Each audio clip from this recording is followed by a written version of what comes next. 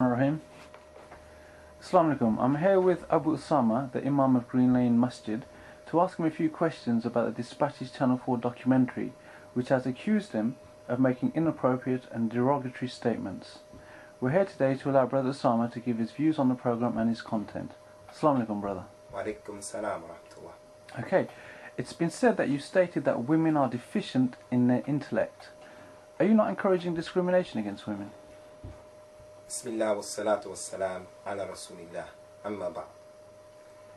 First of all, I think it's important for us to understand that in the accusations that the newspapers and this Dispatches program are making, that there are different types of statements that were made. There are certain statements that were made by different people which were the truth because they were ayats of the Quran or they were a hadith of Rasulullah sallallahu alaihi wasallam. Those statements we embrace. And then there were statements that were made by people that were incorrect. Some of them were ludicrous even. They went against al-Islam. We free ourselves from those statements. And then there are those statements that were taken out of context. People made the statements, but they were taken out of context.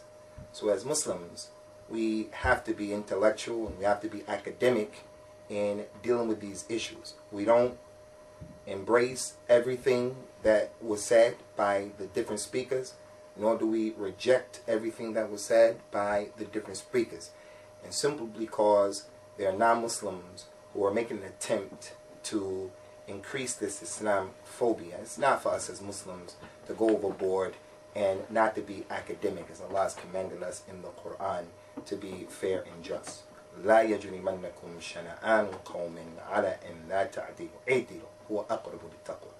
Don't let a people's enmity towards you, their hatred towards you Muslims, don't allow it to make you to be oppressive, but be fair and just. This is closer to at-taqwa. So as it relates to this particular issue and all of the issues that you're going to ask me about in terms of clarifying my position, I want to answer the questions from that backdrop. Where do these accusations that they're saying that I made this statement or that statement fall into these categories? Is it the haq from the Kitab and the Sunnah? Is it something taken out of context? I actually said it, but it's out of context. Or is it an outright lie? So let us start from that point. It's been said that you stated that women are deficient in their intellect. Are you not encouraging discrimination against women? First of all, every Muslim, inshallah, who is studying his religion, he knows that this is an authentic hadith that Prophet Muhammad says, sallallahu alaihi wasallam, in describing the women's reality, that they are naqisat aqlin wa deen, that women are deficient in their intellect and they're deficient in their religion. The companions wanted to know, radiyallahu anhum, what is the meaning of this deficiency in their intellect and what is this deficiency in their religion? So he explained to them the deficiency in their intellect is that two women, when they have a witness or shahada in the court of law, it equals the one witness of a man. So that's her deficiency in her intellect. What is her deficiency in the deen? She is not able in most instances to fast the whole month of Ramadan due to her monthly cycle. She is not able in most instances to pray the whole month due to her monthly cycle. So as a result of that, there's a deficiency in her deen. So it doesn't mean that a woman is intellectually inept and below a man. It doesn't necessarily mean that. There's no man that I know of in this dunya today, no scholar of the religion of Islam or other than that, who is more intellectual, more educated, or more knowledgeable than Maryam, the mother of Isa ibn Maryam. No man has more taqwa than Maryam. No scholar today has more knowledge than our mother Aisha radiyallahu anha. She's a scholar of the deen. So, in explaining this hadith, I always tell the men of our community, we come from countries where we oppress women many times because of the culture. And we use hadith like this to oppress women. So even though I explained this hadith and what the hadith meant, I also explained that it's not permissible for a Muslim man to take this hadith to look at women as being second-class citizens, as not being able to understand. This is not the case. How many of us, when we drive as men, our wives tell us, go this way and go that way, especially when we go on long journeys. The husband, due to his arrogance, due to his stubbornness, he doesn't listen to his wife, and he winds up getting lost, the whole family. So we all know from personal experiences, our wives have knowledge about certain things. So this is not the case. Okay, thank you for explaining that.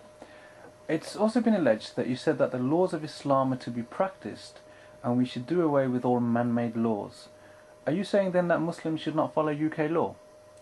Again, this is a statement that was taken out of context. I didn't say it like that, first of all, but I did say on a number of occasions that as Muslims we have to strive to make Islam the religion that is being practiced in the four corners of the earth.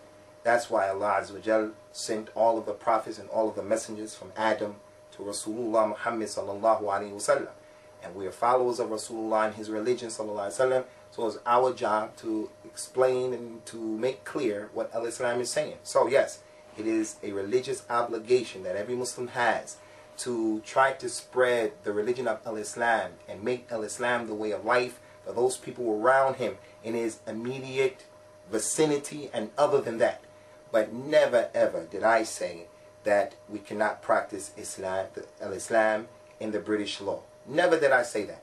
As a matter of fact, I'm against that concept and that idea because the Prophet himself, sallallahu alaihi wasallam, lived in Mecca and Al-Islam wasn't being practiced at the beginning, and he never told the Muslims, we can't practice their law. The Kaaba had idols at it. He was still praying at the Kaaba. He was still doing those things that the non-Muslims of Quraysh of Mecca were doing that did not conflict with the religion of Al-Islam. He went to Al-Medina where there were Jews and there were Christians there, and at the beginning of his stay in Al-Medina, he wasn't the one who was in control of the city, and he practiced the religion of Al-Islam, and he lived in harmony at the beginning with those people who were around him. So that's a misquote. Okay, thank you. You also said that